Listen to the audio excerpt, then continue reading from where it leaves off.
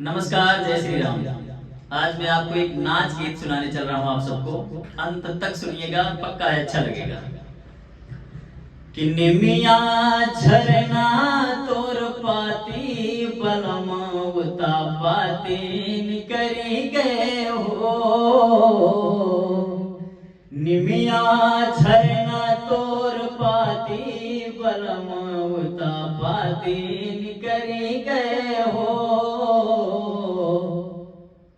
हमरे बलम के सासू तू ही बिगाड़ियो, हमरे बलम के सासू तू ही बिगाड़ियो।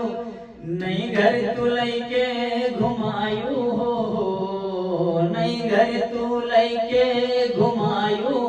बलम उता पाती निकली गए हो।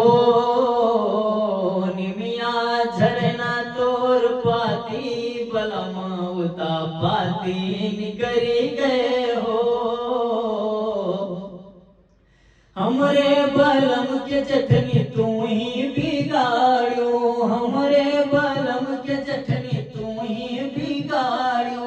हंस के नजरिया मिलायो हो, हंस के नजरिया मिलायो। बलम उता पाती निकरी गए हो। हंस के नजरिया मिलायो, बलम उता पाती निकरी गए हो।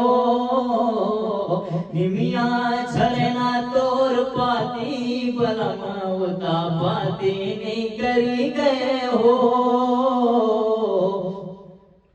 हमरे बलम के ननदी तू ही बिगाड़ियो, हमरे बलम के ननदी तू ही बिगाड़ियो। सथवा तू लैके घुमायो हो, सथवा तू लैके घुमायो। बलम उता पाती निकरी गए हो।